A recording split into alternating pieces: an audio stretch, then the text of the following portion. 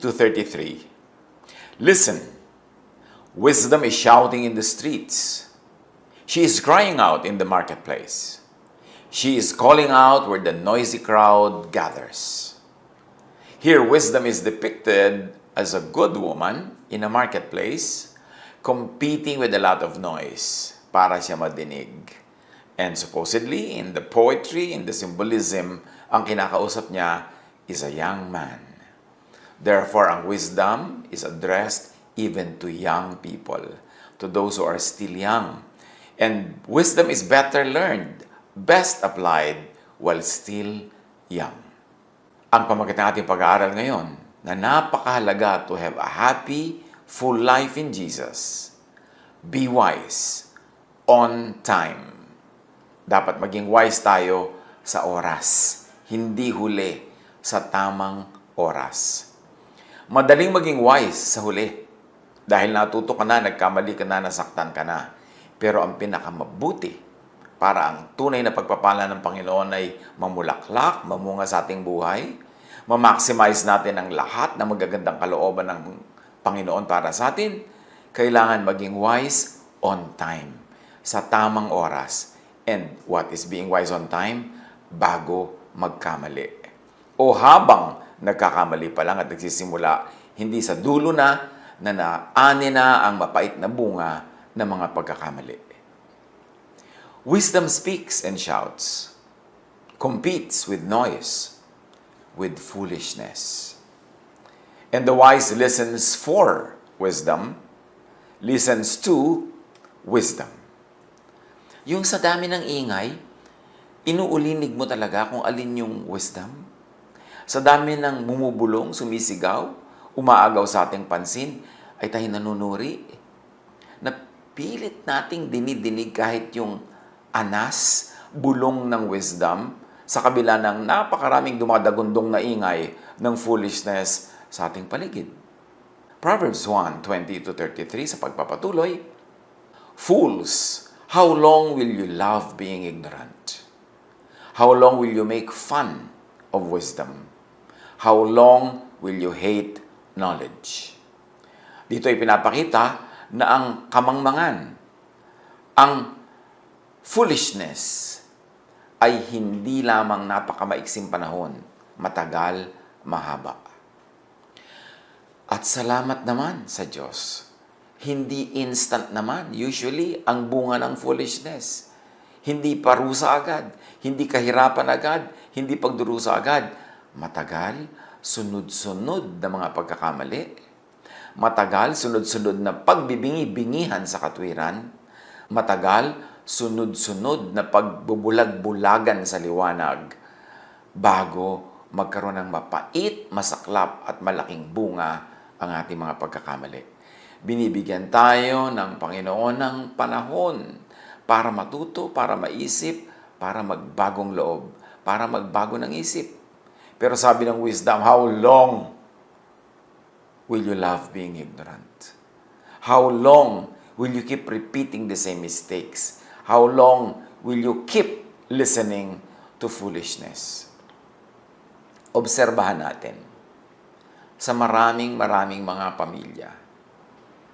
Kadalasan ng mga problema ng bawat isang pamilya, yun at yun din, paulit-ulit. Kung ang problema nila ay relationships, paulit-ulit ang problema ng relasyon ng tatay at nanay, ng kapatid at ng kapwa-kapatid, ng magulang at ng anak, ng mga in-laws. May mga brand of problems na para bagang paborito ng mga pamilya, yun ang problema nila. May mga pamilya naman na lagi ang problema, pera. Alam mo, lagi na lamang silang nagkaka-chance magkapera pero nawawala. Lagi silang nagkakaroon ng kabuhayan pero nauubos.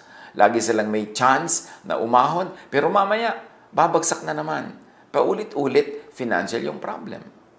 Meron naman behavioral.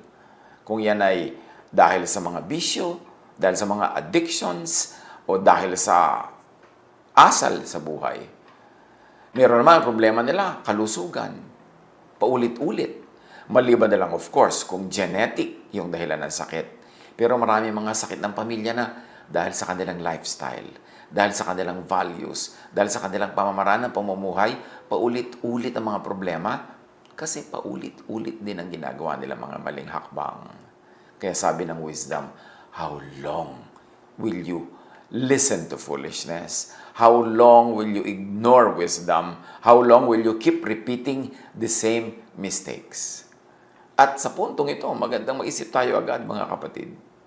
Ano ang paulit-ulit na problema natin individually, personally? Ano ang paulit-ulit na mga problema ng ating mga pamilya, ng ating lipunan, ng ating sambayanan? Malamang na ang dahilan nun ay paulit-ulit na pagkakamali at paulit-ulit na napakatagal na pagbibingi-bingihan sa karunungan at sa itinuturo ng wisdom. Verse 23, I wanted to tell you everything I knew and give you all my knowledge, but you didn't listen to my advice and teaching. Ganyan daw katyaga ang wisdom. Ganyan katyaga ang Diyos. Ganyan katyaga ang karunungan at kaliwanagan. Paulit-ulit, turo ng turo, pero patuloy na hindi pinakikinggan ng mga foolish people. And it takes consistency and stubbornness to be foolish. You don't become foolish by committing one mistake, or two, or three. Foolishness is in continuous repetition of errors and mistakes without learning. Verse 24 and 25. I tried to help, but you refused to listen. I offered my hand, but you turned away from me. You ignored my advice and refused to be corrected. So wisdom tries to help. Wisdom offers a helping hand. Wisdom uses tools, instruments, helpers to teach us. Kung yun man ay mga formal teachers, informal teachers, counselors, kung yun man ay verses, yun man ay mga buhay ng nasa paligid natin o sarili nating buhay o mga mumunti, maliliit na mga pain na nararamdaman natin tuwing mali ang mga ginagawa at mga desisyon natin sa buhay, patuloy at patuloy na kinakausap tayo ng wisdom. Kaya helpful, useful kuminsan yung pain. Kasi tool yan, instrument yan ng wisdom to call our attention that something is wrong. And why is our attention being called? So that the wrong thing will not become a bigger and bigger and bigger mistake. Kasi lahat may bunga. Nagbubunga ang lahat. Fools turn away from wisdom and godly reason. Fools ignore godly advice and correction. Fools ignore early signs of trouble and early and light corrections. Isa yan na characteristic of foolishness. May mga senyales na napatungo siya sa problem, hindi pa niya pinapansin. Binibigyan na siya ng mga magagaang tapik, pitik, kalabit. Hindi niya pinapansin. Ang inaantay niya ay malaking dagok, malakas na hampas, malakas na palo para lang siya magising. Pero kung tayo ay makikinig lang sa mga maliliit na bagay, mga bulong, mga anas ng karunungan, mga tapik at pitik ng buhay, hindi na tayo aabot pa sa lumala ng lumala. Kaya kung nagkakaroon ka na ng financial problem, bata ka pa lang. Nagkakaroon ka naman ng chances, pero laging nasisira yung chances na yon. Hindi natin tinutukoy dito yung talagang wala namang chance magkamali dahil wala talagang pera, wala. Pero yung meron, tapos nawawala pa. Tapos magkakaroon uli, mawawala na naman. Pabalik, merong foolishness involved. Huwag tigasan ng loob, huwag tigasan ng puso, huwag magbulag-bulagan, makinig. Para hanggang mga tampal-tampal pa lang ang maabot natin, hindi dagok at mariing hampas para tayo matuto. May mga signs of trouble. Kahit sa mapapangasawa mo pa lang, girlfriend mo pa lang, boyfriend mo pa lang, makikita mo yung magiging signs of trouble sa buhay ninyo pag magkasama kayo, pag mag-asawa na kayo eh. Kasi kung meron kayong long enough na pagsasama bilang magkasintahan bago kayo magpakasal, makikita mo na what kind of troubles does this person get into. Do I want to be part of that trouble, which probably will become bigger and bigger as time goes by? Ano ang mga sinasabitan niyang problema? Yun at yun. Kasi ang tendency niyan, unless siya ay matuto at makinig sa wisdom, magpapaulit-ulit lang yun. Kaya kung babaero, magiging babaero. Maliban na lang talagang magpalit ng pag-iisip. Kung utangero, magiging utangero. Kung lagi na lamang pumupunta sa maraming nasuswindle siya, naloloko, napagsasamantalahan, paulit-ulit na mangyayari yun. Kung hindi siya makikinig sa mararahan ng mga paalala. Pero habang siya ay lumulubog sa problemang yan at paulit-ulit niyang ginagawa ang same mistakes, palakas ang palo. Palala ng palala ang bunga, pahirap ng pahirap ang buhay. Kaya dapat makinig habang banayad na bulong pa lang at hindi ka pa binubulyawan ng langit. Habang banayad na pitik pa lang at hindi ka pa hinahagupit ng latigo, kailangan makinig. At any given time, wisdom is teaching us a lesson. Every failure, every pain, every suffering, yan ay may daladalang lesson. At kadalasan, bunga lang talaga ng ating mga ginagawang mali.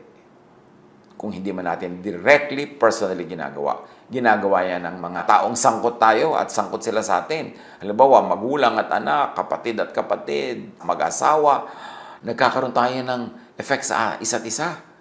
Kaya importanteng maging matino. Kung minsan ang tinutino ng buhay mo, tapos yung kapatid mo, waldas. Kung minsan inaayos mo ang buhay mo, pero yung tatay mo, pabaya. Minsan, ang mga magulang mo nagpapakahusay, nagpapakatino, pero yung anak naman ang gumagawa ng kung ano-ano mga kabalbalaan na paulit-ulit. Nagsisimula yan, maliit lang. Pag hindi mo itinuwid, lalaki yan ng lalaki. Kaya dapat makinig sa wisdom. Fools insist on foolishness. And this early sa ating pag-aaral, dapat ina-identify na natin, ano ba ang aking mga foolishnesses? Ano ang foolishnesses na nakikita ko sa mga taong malapit sa akin? Ano ang pwede kong gawin para yun ituwid? O ano ang pwede kong gawin para iligtas ang sarili ko sa sure disaster na darating sa kanya? At pag hindi ako lumayo, hindi ako gumawa ng tama, ay madadamay at madadamay ako. Foolishness is a long road. It's not a short trip. It takes many stubborn steps to and into irreversible results. Bihirang-bihirang mangyari na isang tao ay biglang-bigla na lang na nasadlak sa sobrang-sobrang laking problema. Usually, step by step ang punta doon. Halimbawa, meron kang malaking kabuhayan, biglang nawala, isang iglap, napaka-imposible naman nun, maliban na lang bigla mong itinaya lahat sa isang sugal. Pero usually, ang pagkawala ng maraming kabuhayan ay unti-unti. Dahan-dahang mas malaki ang gastos kaysa kita. So, nagkakaroon ng utang, mangungutang, magsasangla, magbebenta, unti-unti, dahan-dahan. Pero pag yan ay hindi pinigil, hindi sinugpo agad, bigla na lamang marirealize na ang dami na palang nawala, ang dami nang nabenta, ang dami nang nasangla, ang dami nang nalusaw. Ganyan din sa kalusugan. Hindi naman biglang may ginagawa ka lang na isang bagay, namatay ka agad. Unless super hazardous accident yon.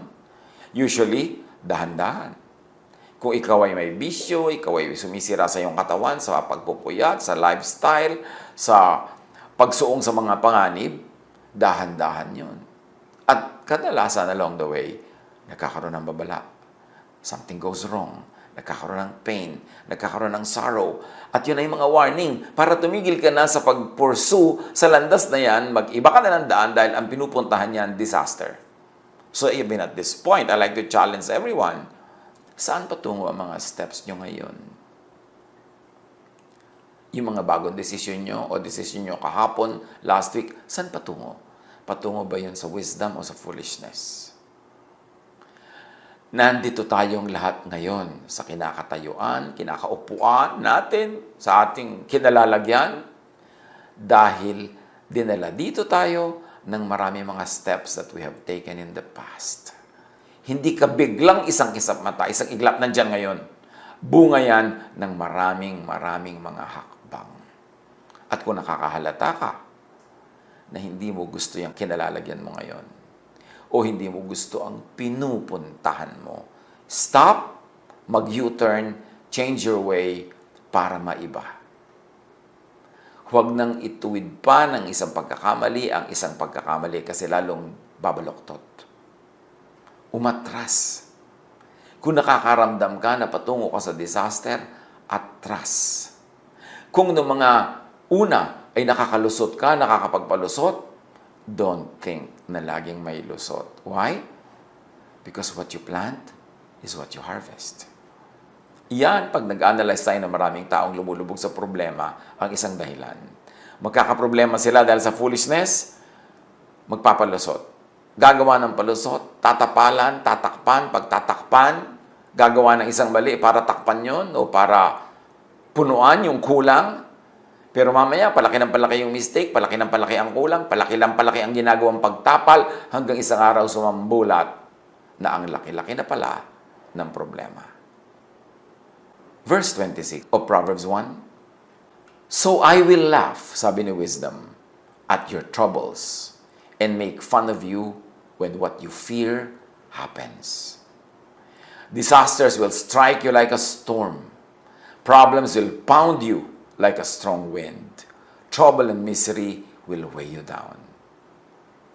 Yan ang sabi ni Wisdom. Sa hinaba-haba ng pagtuturo ko sa iyo, sa dinami-rami ng warning na inignore mo, pag dumating ang panahon na biglang sumabog ang problemang nililikha mo, huwag kang umasa na bigla kitang hahanguin dyan. Foolishness leads to disasters, problems, trouble, and misery. Natural law prevails because God is the author of nature and God is the author of natural law. And natural law always demands and ends in balance. Ang utang binabayaran, ang pagkukulang pinupunuan, ang baluktot itinutuwid, ang madilim nililiwanagan, ang mali itinatama. Causes will have effects. Ano man ang nangyayari sa buhay natin ngayon, effects ng causes that we or people close to us have done in the past, either immediate or in the past long gone. Kumisa nga yung pagkakamali ng lolo, pagkakamali ng nanay, ng tatay, pinagdurusahan pa hanggang ngayon ng apo. Kasi may bunga ang bawat bagay. Ang magandang bagay na ginawa ay magbubunga ng maganda. Ang hindi magandang bagay na ginawa ay magbubunga ng hindi maganda. Planting will lead to harvest. Wisdom abides by natural law, by cause and effect. Wisdom lets fools harvest what they plant. Walang palusot. Ang problema kumisan sa magaling lumusot, magaling gumawa ng paraan, magaling magtapal, akala nila laging magwo-work yun. Pero meron yung bunga. Proverbs 29:1, "Whoever remains stiff-necked after many rebukes will suddenly be destroyed without remedy." Yung laging utang ng utang, kasi hindi naman nakakabayad at winawarningan na ng lahat, huwag ka na mangungutang, nadedemanda na, nakukulong na, inaaway na, nalalagay na sa panganib. Tapos yung pa rin, utang pa rin ng utang, you live within your means para hindi mangyari yon. But there are people who never learn the simple arithmetic of do not spend more than you earn. Understandable lang ang spending more than you earn pagka mayroong medical emergencies. Pag may nakatayang life and death, na kailangan ka mangutang. Pero yung mangungutang ka para ka mag-party, mangungutang ka para ka magbakasyon, mangungutang ka para ka bumili ng bagong kotse, o mangungutang ka para ka magpagawa ng ganito't ng ganyang project, o bumili ng ganito't ganyan, or hindi mo man inuutang ay, lalo masama kung ninanakaw. lalong masama kung kinukupit, lalong masama kung ginagawaan ng masamang paraan para makuha, hindi naman talaga necessary sa buhay, may bunga yan. May bunga yan. Hindi pwedeng wala. Now, wisdom seeks refuge and protection in God on time before the disaster happens. Kasi nung nandyan na yung disaster, anong sabi ng wisdom? I will laugh at your calamities. Hindi ka nakinig sa akin noon. Don't expect me na biglang makinig sa iyo ngayon at hanguin ka sa hukay na ikaw mismo ang unti-unting naghukay at ikay nabulid, heto ngayon, hihingi-hingi ka sa akin ng awa. Fools will call for me, but I will not answer, sabi ni wisdom. They will look for me, but they will not find me. Kasi may panahon ng paghahanap ng wisdom before the problem strikes, not after. Not during, before. This is because they hated knowledge. They refused to fear and respect the Lord. They ignored my advice and refused to be corrected. They filled their lives with what they wanted. They went their own way, so they will get what they deserve. Ubod ng linaw ng sinasabi ni wisdom. Ang mga hangal, ang mga hindi nakikinig sa akin sa paulit-ulit at patuloy kong pag-aalala at pagtuturo at pagbibigay ng babala, pag sila na ngayon ang bilang napahamak at tatawag sila sa akin, hindi ako sasagot. Hahanapin nila ako, hindi nila ako makikita. At bakit ganon? Kasi kinamuhian nilang karunungan. Tumanggi sila na matakot sa Panginoong Diyos at igalang ang Diyos. Binaliwala nila ang mga payo. Tinanggihan nila ang pagtutuwid. Pinuno nila ang buhay nila ng mga gusto nila at ibig. Hindi sila nakinig. Nagsolo sila sa kanilang mga kabaliwan. So, tatanggapin nila kung ano ang bagay na tanggapin ng kanilang foolishness. Wisdom, God, natural law, do not save from disasters that are fruits of stubborn foolishness. Wisdom, God, natural law, save before disaster bears fruit, not after. So ang ating title nga is, Be Wise on Time. Hindi mo naman pwede sabihin, hindi ako nagkaroon ng babala. Unti-unti mo nang may babala yan. Hindi bigla-bigla. Marami mga signs. Fools die because they refuse to follow wisdom. They are content to follow their foolish ways, and that will destroy them. God does not have to personally punish foolishness. Natural law, cause and effect, works automatically. But those who listen to me will live in safety and comfort. They will have nothing to fear. So kung ayaw mong masuong sa malaking problema, huwag kang sumuong sa maliit na problema. Kasi yung maliit na yan, kakainin ka, parami ng parami, palaki ng palaki. Listen to wisdom. Long before disaster strikes. Listen to wisdom before, not during, not after disaster comes. Is the time to listen. Kailangan makinig na agad habang maaga. Right now, let's stop in our tracks. Freeze where you are. At suriin kung bakit ka nasa kalagayan mo ngayon. Yung may problema, isipin, anong mga hakbang ang ginawa mo o ginawa ng mga taong malapit sa iyo at sangkot ka? Anong mga ginawang hakbang? Bakit ka nandyan ngayon? Bakit kayo nandyan ngayon? Anong dapat gawin? Kung nakita nating may mali, itama. Itama na. Usually may price to pay. Ay, nagkamali po ako. O sige, pero alangan namang exempted ka sa result. Tanggapin mo kung ano man ang naging bunga, learn from it, and begin again. Listen to God's teaching. Listen to wise people's advice. Listen to conscience. May konsyensya naman tayo na kumakausap sa atin. Yan nga ang first line of defense. Yan agad na nagsasabi sa iyong mali yan, mali yan, mali yan. Pero pag in-ignore mo yan, papalit ang boses yan hanggang mamalat, hanggang mawala na, mapipi na, kasi ini-ignore. Listen to whispers and signs from events before calamity strikes. Wisdom seeks refuge and protection in God, as we have already said. But how do you really seek refuge in God? Paano ba kumakanlong sa Diyos? Psalm 34:8, taste and see that the Lord is good. Blessed is the one who takes refuge in Him. Now we have to define why. How does it happen? Paano ba tayo kumakanlong, sumisilong sa Diyos? Taking refuge in God doesn't mean running to God for protection only in the actual time of trouble. It also means walking in God's ways every day before the actual time of trouble comes. Mahalaga yun. Hindi ka lang tatakbo sa Diyos ngayon dahil andyan na yung problema.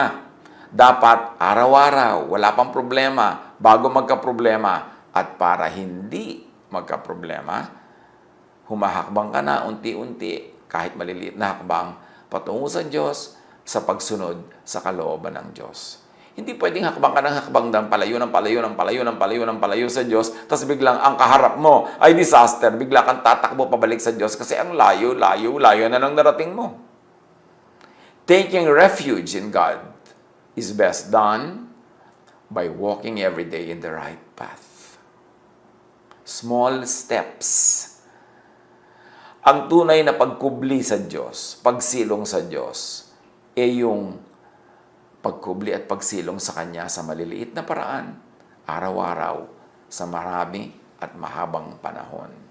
Not by constantly walking in the wrong path, and then making a sudden U-turn to God when already faced with danger and disaster. You can try that if you're in a big trouble now. Why not? Baka naman biglang maligtas ka. But history and common observation both tell us it doesn't usually work that way. Ang mabisang pagsilong sa proteksyon ng may likha ay ginagawa hindi lamang sa aktwal na oras ng panganib at kapahamakan. Ang pagsilong sa proteksyon ng may kapal ay ginagawa araw-araw, unti-unti, sa patuloy na paghakbang at paglakad sa tamang daan. Huwag kang humakbang at maglakad sa maling daan at pagkaaya na yung kaharap mo na yung dambuhalang kakain sa'yo, bigla ka mag-U-turn patakbo sa Diyos. Ang layo mo na kasi, ang layo na nang narating ng mga hakbang mo, ang hirap mo ma-repair. Kailangan araw-araw ang hakbang ay sa tama, hindi sa mali. If realization or enlightenment comes late, during or after calamities, what do you do? Accept the fruit of what was planted. Kung nalubog ka sa utang, bayaran. Kung nailit ang iyong prenda, ibigay. Yan ang bayad May cause, may effect. Kung ang naging bunga ay may nawala sa'yo, tanggapin mong may nawala. Kung ang bunga ay nasaktan, well, masaktan. Lilipas din yan. Ano man ang bunga, kung alam naman nating talagang dahil sa mga maling steps, kaya tayo napunta doon, don't be in denial, accept the fruit of what was planted. At huwag na magpalusot. Tanggapin. Masakit man, mahapdi, mahirap, tanggapin. Kasi yung pagtanggap ng bunga, yan ang simula ng iyong recovery. Pero pag lagi mong iiwasan yung bunga, hindi ka makaka-recover. Yung mangungutang ka na mangungutang, tapos yung kung sino man na kamag-anak mo o kaibigan o kakilala, ang bigla-bigla mong hihingan, uutangan para ibayad sa utang mo. Di siya yung nagbayad, hindi ikaw. Palusot yun. Huwag mong pagbayarin si Pedro sa utang ni Juan. Huwag kang magpahamak ng iba. Huwag kang humanap ng scapegoat. Huwag kang humanap ng ginhawa, pero iba ang nahirapan. Kung hirap ang naging bunga na yung mga pagkakamali, di mahirapan ka, tanggapin mo yan. At ang pagtanggap mo niyan, ang magiging simula na yung paggaling ng iyong recovery. Pero kung lagi kang magpapalusot, inilulusot mo ang sarili mo sa gusot, pero iba ang nasasalang, iba ang nasasangkalan, iba ang nahihirapan, hindi ka magkakaroon ng learning. Hindi magkakaroon ng tunay na correction because nature is not satisfied with balance. Hindi nagkaroon ng balance kasi iba yun nag-suffer, hindi ikaw. Kailangan, kung pagkakamali mo yun, edi akuin mo yung suffering. Kung mayroong kusa na tutulong sa iyo, kusa na magbibigay sa iyo ng ginawa, salamat. Pero yung para gumawa ka ng paraan na iba ang mahirapan, iba ang mapahamak, iba ang magbayad ng yung mga utang, hindi magkakaroon ng tunay na correction ng nature. Hindi ka rin maghihil. Hindi ka rin maitutuwid. If realization or enlightenment comes during and after calamities, accept the fruit of what was planted in the marketplace. She is calling out where the noisy crowd gathers. Here, wisdom is depicted as a good woman in a marketplace, competing with a lot of noise para siya madinig. And supposedly, in the poetry, in the symbolism, ang kinakausap niya is a young man. Therefore, ang wisdom is addressed even to young people, to those who are still young. And wisdom is better learned, best applied while still young. Ang pamagitan ating pag-aaral ngayon, na napakahalaga to have a happy, full life in Jesus. Be wise on time. Dapat maging wise tayo sa oras, hindi huli sa tamang oras.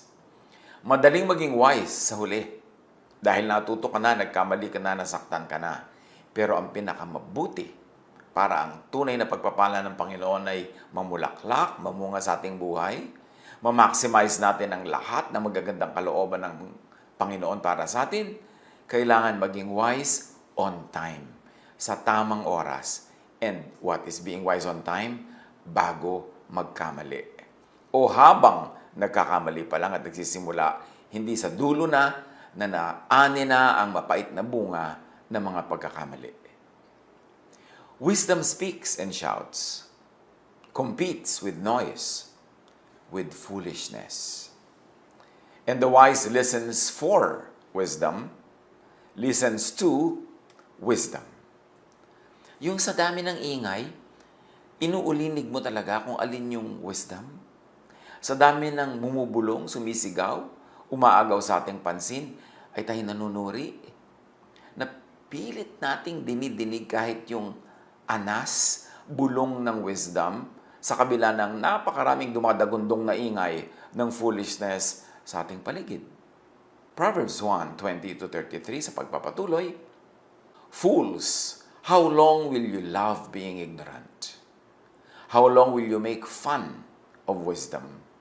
How long will you hate knowledge?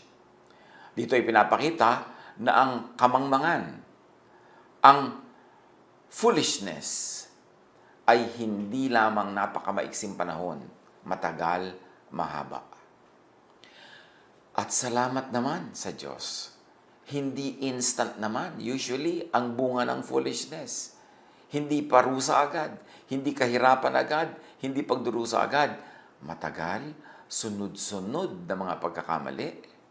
Matagal, sunod-sunod na pagbibingi-bingihan sa katwiran. Matagal, sunod-sunod na pagbubulag-bulagan sa liwanag bago magkaroon ng mapait, masaklap at malaking bunga ang ating mga pagkakamali. Binibigyan tayo ng Panginoon ng panahon para matuto, para maisip, para magbagong loob, para magbago ng isip. Pero sabi ng wisdom, how long will you love being ignorant? How long will you keep repeating the same mistakes? How long will you keep listening to foolishness? Obserbahan natin sa maraming mga pamilya. Kadalasan ng mga problema ng bawat isang pamilya, yun at yun din, paulit-ulit. Kung ang problema nila ay relationships, paulit-ulit ang problema ng relasyon ng tatay at nanay, ng kapatid at ng kapwa-kapatid, ng magulang at ng anak, ng mga in-laws. May mga brand of problems na para bagang paborito ng mga pamilya, yun ang problema nila. May mga pamilya naman na lagi ang problema, pera. Halimbawa, lagi na lamang silang nagkaka-chance magkapera pero nawawala. Lagi silang nagkakaroon ng kabuhayan pero nauubos. Lagi silang may chance na umahon pero mamaya babagsak na naman. Paulit-ulit, financial yung problem. Meron naman behavioral. Kung yan ay dahil sa mga bisyo, dahil sa mga addictions, o dahil sa asal sa buhay. Meron naman ang problema nila, kalusugan. Paulit-ulit. Maliban na lang, of course, kung genetic yung dahilan ng sakit. Pero marami mga sakit ng pamilya na dahil sa kanilang lifestyle, dahil sa kanilang values, dahil sa kanilang pamamaraan ng pamumuhay, paulit-ulit ang mga problema kasi paulit-ulit din ang ginagawa nila mga maling hakbang. Kaya sabi ng wisdom, how long will you listen to foolishness? How long will you ignore wisdom? How long will you keep repeating the same mistakes? At sa puntong ito, magandang mag-isip tayo agad mga kapatid. Ano ang paulit-ulit na problema natin individually, personally? Ano ang paulit-ulit na mga problema ng ating mga pamilya, ng ating lipunan, ng ating sambayanan? Malamang na ang dahilan nun ay paulit-ulit na pagkakamali at paulit-ulit na napakatagal na pagbibingi-bingihan sa karunungan at sa itinuturo ng wisdom. Verse 23, I wanted to tell you everything I knew and give you all my knowledge, but you didn't listen to my advice and teaching. Ganyan daw katyaga ang wisdom. Ganyan katyaga ang Diyos. Ganyan katyaga ang karunungan at kaliwanagan. Paulit-ulit, turo ng turo, pero patuloy na hindi pinakikinggan ng mga foolish people. And it takes consistency and stubbornness to be foolish. You don't become foolish by committing one mistake, or two, or three. Foolishness is in continuous repetition of errors and mistakes without learning. Verse 24 and 25. I tried to help, but you refused to listen. I offered my hand, but you turned away from me. You ignored my advice and refused to be corrected. So wisdom tries to help. Wisdom offers a helping hand. Wisdom uses tools, instruments, helpers to teach us. Kung yun man ay mga formal teachers, informal teachers, counselors, kung yun man ay verses, yun man ay mga buhay ng nasa paligid natin o sarili nating buhay o mga mumunti, maliliit na mga pain na nararamdaman natin tuwing mali ang mga ginagawa at mga desisyon natin sa buhay, patuloy at patuloy na kinakausap tayo ng wisdom. Kaya helpful, useful kuminsan yung pain. Kasi tool yan, instrument yan ng wisdom to call our attention that something is wrong. And why is our attention being called? So that the wrong thing will not become a bigger and bigger and bigger mistake. Kasi lahat may bunga. Nagbubunga ang lahat. Fools turn away from wisdom and godly reason. Fools ignore godly advice and correction. Fools ignore early signs of trouble and early and light corrections. Isa yan na characteristic of foolishness. May mga senyales na napatungo siya sa problem, hindi pa niya pinapansin. Binibigyan na siya ng mga magagaang tapik, pitik, kalabit. Hindi niya pinapansin. Ang inaantay niya ay malaking dagok, malakas na hampas, malakas na palo para lang siya magising. Pero kung tayo ay makikinig lang sa mga maliliit na bagay, mga bulong, mga anas ng karunungan, mga tapik at pitik ng buhay, hindi na tayo aabot pa sa lumala ng lumala. Kaya kung nagkakaroon ka na ng financial problem, bata ka pa lang. Nagkakaroon ka naman ng chances, pero laging nasisira yung chances na yon. Hindi natin tinutukoy dito yung talagang wala namang chance magkamali dahil wala talagang pera, wala. Pero yung meron, tapos nawawala pa. Tapos magkakaroon uli, mawawala na naman. Pabalik, merong foolishness involved. Huwag tigasan ng loob, huwag tigasan ng puso, huwag magbulag-bulagan, makinig. Para hanggang mga tampal-tampal pa lang ang maabot natin, hindi dagok at mariing hampas para tayo matuto. May mga signs of trouble. Kahit sa mapapangasawa mo pa lang, girlfriend mo pa lang, boyfriend mo pa lang, makikita mo yung magiging signs of trouble sa buhay ninyo pag magkasama kayo, pag mag-asawa na kayo eh. Kasi kung meron kayong long enough na pagsasama bilang magkasintahan bago kayo magpakasal, makikita mo na what kind of troubles does this person get into. Do I want to be part of that trouble which probably will become bigger and bigger as time goes by? Ano ang mga sinasabitan niyang problema? Yun at yun. Kasi ang tendency niyan, unless siya ay matuto at makinig sa wisdom, magpapaulit-ulit lang yun. Kaya kung babaero, magiging babaero. Maliban na lang talagang magpalit ng pag-iisip. Kung utangero, magiging utangero. Kung lagi na lamang pumupunta sa maraming nasuswindle siya, naloloko, napagsasamantalahan, paulit-ulit na mangyayari yun. Kung hindi siya makikinig sa mararahan ng mga paalala. Pero habang siya ay lumulubog sa problemang yan at paulit-ulit niyang ginagawa ang same mistakes, palakas ang palo. Palala ng palala ang bunga, pahirap ng pahirap ang buhay. Kaya dapat makinig habang banayad na bulong pa lang at hindi ka pa binubulyawan ng langit. Habang banayad na pitik pa lang at hindi ka pa hinahagupit ng latigo, kailangan makinig. At any given time, wisdom is teaching us a lesson.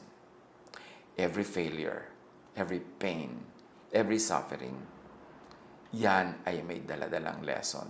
At kadalasan, bunga lang talaga ng ating mga ginagawang mali. Kung hindi man natin directly, personally ginagawa yan ng mga taong sangkot tayo at sangkot sila sa atin. Halimbawa, magulang at anak, kapatid at kapatid, mag-asawa, nagkakaroon tayo ng effect sa isa't isa. Kaya importanteng maging matino. Kung minsan ang tinutino ng buhay mo, tapos yung kapatid mo, waldas. Kung minsan inaayos mo ang buhay mo, pero yung tatay mo, pabaya. Minsan, ang mga magulang mo, nagpapakahusay, nagpapakatino, pero yung anak naman, ang gumagawa ng kung ano-ano mga kabalbalaan na paulit-ulit. Nagsisimula yan, maliit lang. Pag hindi mo itinuwid, lalaki yan ng lalaki. Kaya dapat makinig sa wisdom. Fools insist on foolishness. And this early sa ating pag-aaral, dapat ina-identify na natin, ano ba ang aking mga foolishnesses? Ano ang foolishnesses na nakikita ko sa mga taong malapit sa akin? Ano ang pwede kong gawin para yun ituwid? O ano ang pwede kong gawin para iligtas ang sarili ko sa sure disaster na darating sa kanya? At pag hindi ako lumayo, hindi ako gumawa ng tama, ay madadamay at madadamay ako. Foolishness is a long road. It's not a short trip. It takes many stubborn steps to and into irreversible results. Bihirang-bihirang mangyari na isang tao ay biglang-bigla na lang na nasadlak sa sobrang-sobrang laking problema. Usually, step by step ang punta doon. Halimbawa, meron kang malaking kabuhayan, biglang nawala, isang iglap, napaka-imposible naman nun, maliban na lang biglang itinaya lahat sa isang sugal. Pero usually, ang pagkawala ng maraming kabuhayan ay unti-unti. Dahan-dahang mas malaki ang gastos kaysa kita. So, nagkakaroon ng utang, mangungutang, magsasangla, magbebenta, unti-unti, dahan-dahan. Pero pag yan ay hindi pinigil, hindi sinugpo agad, bigla na lamang marirealize na ang dami na palang nawala, ang dami nang nabenta, ang dami nang nasangla, ang dami nang nalusaw. ganyan din sa kalusugan. Hindi naman biglang may ginagawa ka lang na isang bagay na matay ka agad. Unless super hazardous accident yon. Usually, dahan-dahan. Kung ikaw ay may bisyo, ikaw ay sumisira sa iyong katawan, sa pagpupuyat, sa lifestyle, sa pagsuong sa mga panganib, dahan-dahan yon. At kadalasan along the way, nagkakaroon ng babala. Something goes wrong. Nagkakaroon ng pain. Nagkakaroon ng sorrow. At yun ay mga warning para tumigil ka na sa pag-pursue sa landas na yan, mag-iba ka na ng daan dahil ang pinupuntahan niyan, disaster. So even at this point, I like to challenge everyone, saan patungo ang mga steps nyo ngayon? Yung mga bagong desisyon nyo o desisyon nyo kahapon, last week, saan patungo? Patungo ba yun sa wisdom o sa foolishness? Nandito tayong lahat ngayon sa kinakatayuan, kinakaupuan natin, sa ating kinalalagyan, dahil dinala dito tayo ng marami mga steps that we have taken in the past. Hindi ka biglang isang kisap mata, isang iglap nandyan ngayon. Bunga yan ng maraming mga hakbang. At kung nakakahalata ka na hindi mo gusto yung kinalalagyan mo ngayon, o hindi mo gusto ang pinupuntahan mo, stop, mag-U-turn, change your way para maiba. Huwag nang ituwid pa ng isang pagkakamali ang isang pagkakamali kasi lalong babaloktot. Umatras. Kung nakakaramdam ka na patungo ka sa disaster, atras. Kung noong mga una ay nakakalusot ka, nakakapagpalusot, don't think na laging may lusot. Why? Because what you plant is what you harvest. Yan, pag nag-analyze tayo ng maraming taong lumulubog sa problema, ang isang dahilan. Magkakaproblema sila dahil sa foolishness, magpapalusot. Gagawa ng palusot, tatapalan, tatakpan, pagtatakpan, gagawa ng isang mali para takpan yon o para punuan yung kulang. Pero mamaya, palaki ng palaki yung mistake, palaki ng palaki ang kulang, palaki ng palaki ang ginagawang pagtapal, hanggang isang araw sumambulat na ang laki-laki na pala ng problema. Verse 26 of Proverbs 1, "So I will laugh," sabi ni Wisdom, "at your troubles, and make fun of you when what you fear happens. Disasters will strike you like a storm. Problems will pound you like a strong wind. Trouble and misery will weigh you down." Yan ang sabi ni Wisdom. Sa hinaba-haba ng pagtuturo ko sa iyo, sa dinami-rami ng warning na inignore mo, pag dumating ang panahon na biglang sumabog ang problemang nililikha mo, huwag kang umasa na bigla kitang hahanguin dyan. Foolishness leads to disasters, problems, trouble, and misery. Natural law prevails because God is the author of nature and God is the author of natural law. And natural law always demands and ends in balance. Ang utang binabayaran, ang pagkukulang pinupunuan, ang baluktot itinutuwid, ang madilim nililiwanagan, ang mali itinatama. Causes will have effects. Ano man ang nangyayari sa buhay natin ngayon, effects ng causes that we or people close to us have done in the past, either immediate or in the past long gone. Kumisa nga yung pagkakamali ng lolo, pagkakamali ng nanay, ng tatay, pinagdurusahan pa hanggang ngayon ng apo. Kasi may bunga ang bawat bagay. Ang magandang bagay na ginawa ay magbubunga ng maganda. Ang hindi magandang bagay na ginawa ay magbubunga ng hindi maganda. Planting will lead to harvest. Wisdom abides by natural law, by cause and effect. Wisdom lets fools harvest what they plant. Walang palusot. Ang problema kumisan sa magaling lumusot, magaling gumawa ng paraan, magaling magtapal, akala nila laging magwo-work yun. Pero meron yung bunga. Proverbs 29:1, Whoever remains stiff-necked after many rebukes will suddenly be destroyed without remedy. Yung laging utang ng utang, tapos hindi naman nakakabayad at winawarningan na ng lahat, huwag ka na mangungutang, nadedemanda na, nakukulong na, inaaway na, nalalagay na sa panganib. Tapos yung pa rin, utang pa rin ng utang, you live within your means para hindi mangyari yon. But there are people who never learn the simple arithmetic of do not spend more than you earn. Understandable lang ang spending more than you earn pagka mayroong medical emergencies. Pag may nakatayang life and death, na kailangan ka mangutang. Pero yung mangungutang ka para ka mag-party, mangungutang ka para ka magbakasyon, mangungutang ka para ka bumili ng bagong kotse, o mangungutang ka para ka magpagawa ng ganito at ng ganyang project, o bumili ng ganito ganyan, or hindi mo man inuutang ay, lalong masama kung ninanakaw, lalong masama kung kinukupit, lalong masama kung ginagawaan ng masamang paraan para makuha, hindi naman talaga necessary sa buhay, may bunga yan. May bunga yan. Hindi pwedeng wala. Now, wisdom seeks refuge and protection in God on time before the disaster happens. Kasi nung nandyan na yung disaster, anong sabi ng wisdom? I will laugh at your calamities. Hindi ka nakinig sa akin noon. Don't expect me na biglang makinig sa iyo ngayon at hanguin ka sa hukay na ikaw mismo ang unti-unting naghukay at ikay nabulid, heto ngayon, hihingi-hingi ka sa akin ng awa. Fools will call for me, but I will not answer, sabi ni wisdom. They will look for me, but they will not find me.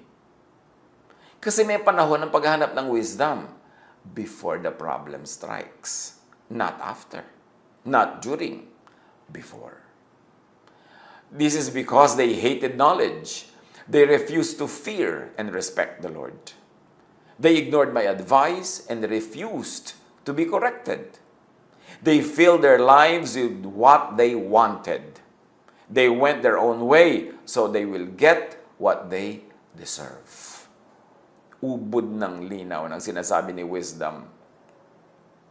Ang mga hangal, ang mga hindi nakikinig sa akin sa paulit-ulit at patuloy kong pag-aalala at pagtuturo at pagbibigay ng babala, pag sila na ngayon ang bilang napahamak at tatawag sila sa akin, hindi ako sasagot. Hahanapin nila ako, hindi nila ako makikita. At bakit ganon? Kasi kinamuhian nilang karunungan. Tumanggi sila na matakot sa Panginoong Diyos at igalang ang Diyos. Binaliwala nila ang mga payo. Tinanggihan nila ang pagtutuwid. Pinuno nila ang buhay nila ng mga gusto nila at ibig. Hindi sila nakinig. Nagsolo sila sa kanilang mga kabaliwan. So, tatanggapin nila kung ano ang bagay na tanggapin ng kanilang foolishness. Wisdom, God, natural law, do not save from disasters that are fruits of stubborn foolishness. Wisdom, God, natural law, save before disaster bears fruit, not after. So ang ating title nga is, Be Wise on Time. Hindi mo naman pwede sabihin, hindi ako nagkaroon ng babala. Unti-unti mo nang may babala yan. Hindi bigla-bigla. Marami mga signs. Fools die because they refuse to follow wisdom. They are content to follow their foolish ways, and that will destroy them. God does not have to personally punish foolishness. Natural law, cause and effect, works automatically.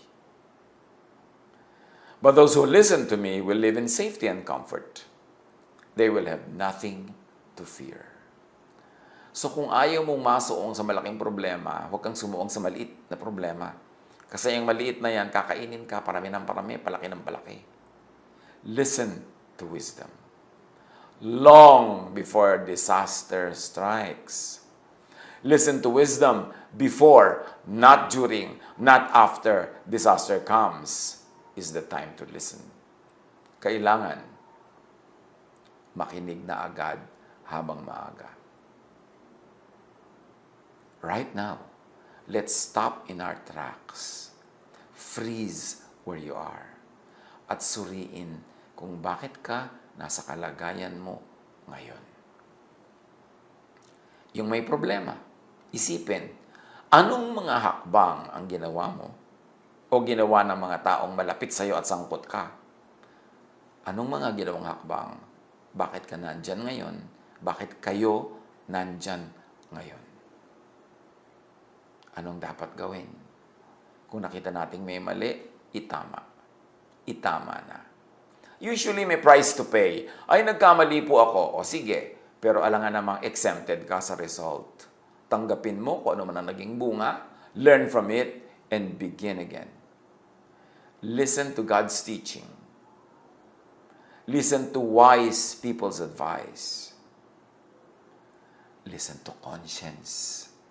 May konsyensya naman tayo na kumakausap sa atin. Yan nga ang first line of defense. Yan agad na nagsasabi sa iyong, mali yan, mali yan, mali yan. Pero pag in-ignore mo yan, papaliit ang boses yan hanggang mamalat, hanggang mawala na, mapipi na, kasi ini-ignore. Listen to whispers and signs from events before calamity strikes. Wisdom seeks refuge and protection in God, as we have already said. But how do you really seek refuge in God? Paano ba kumakanlong sa Diyos? Psalm 34:8, taste and see that the Lord is good. Blessed is the one who takes refuge in Him. Now we have to define why. How does it happen? Paano ba tayo kumakanlong, sumisilong sa Diyos? Taking refuge in God doesn't mean running to God for protection only in the actual time of trouble. It also means walking in God's ways every day before the actual time of trouble comes. Mahalaga yun. Hindi ka lang tatakbo sa Diyos ngayon dahil andyan na yung problema. Dapat araw-araw, wala pang problema, bago magka-problema. At para hindi magka-problema, humahakbang ka na unti-unti, kahit maliliit na hakbang, patungo sa Diyos sa pagsunod sa kalooban ng Diyos. Hindi pwedeng hakbang ka ng hakbang ng palayo sa Diyos, tapos biglang ang kaharap mo ay disaster, bigla kang tatakbo pabalik sa Diyos kasi ang layo na nang narating mo. Taking refuge in God is best done by walking every day in the right path. Small steps. Ang tunay na pagkubli sa Diyos, pagsilong sa Diyos, yung pagkubli at pagsilong sa Kanya sa maliliit na paraan, araw-araw, sa marami at mahabang panahon. Not by constantly walking in the wrong path, and then making a sudden U-turn to God when already faced with danger and disaster. You can try that if you're in a big trouble now. Why not? Baka naman biglang maligtas ka.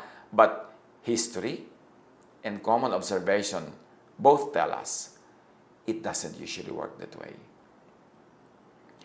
Ang mabisang pagsilong sa proteksyon ng may likha ay ginagawa hindi lamang sa aktwal na oras ng panganib at kapahamakan. Ang pagsilong sa proteksyon ng may kapal ay ginagawa araw-araw, unti-unti, sa patuloy na paghakbang at paglakad sa tamang daan. Huwag kang humakbang at maglakad sa maling daan at pagkaaya na yung kaharap mo na yung dambuhalang kakain sa'yo, bigla ka mag-u-turn patakbo sa Diyos. Ang layo mo na kasi, ang layo na nang narating ng mga hakbang mo, ang hirap mo ma-repair. Kailangan araw-araw ang hakbang ay sa tama, hindi sa mali. If realization or enlightenment comes late, during or after calamities, what do you do? Accept the fruit of what was planted. Kung nalubog ka sa utang, bayaran. Kung nailit ang iyong prenda, ibigay. Yan ang bayad eh. May cause, may effect. Kung ang naging bunga ay may nawala sa'yo, tanggapin mong may nawala. Kung ang bunga ay nasaktan, well, masaktan. Lilipas din yan. Ano man ang bunga, kung alam na alam naman nating talagang dahil sa mga maling steps, kaya tayo napunta doon, don't be in denial, accept the fruit of what was planted. At huwag na magpalusot. Tanggapin. Masakit man, mahapdi, mahirap, tanggapin. Kasi yung pagtanggap ng bunga, yan ang simula ng iyong recovery. Pero pag lagi mong iiwasan yung bunga, hindi ka makaka-recover.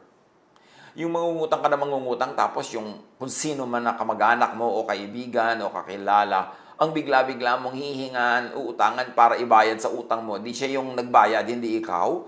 Palusot yun. Huwag mong pagbayarin si Pedro sa utang ni Juan. Huwag kang magpahamak ng iba. Huwag kang humanap ng scapegoat. Huwag kang humanap ng ginhawa, pero iba ang nahirapan.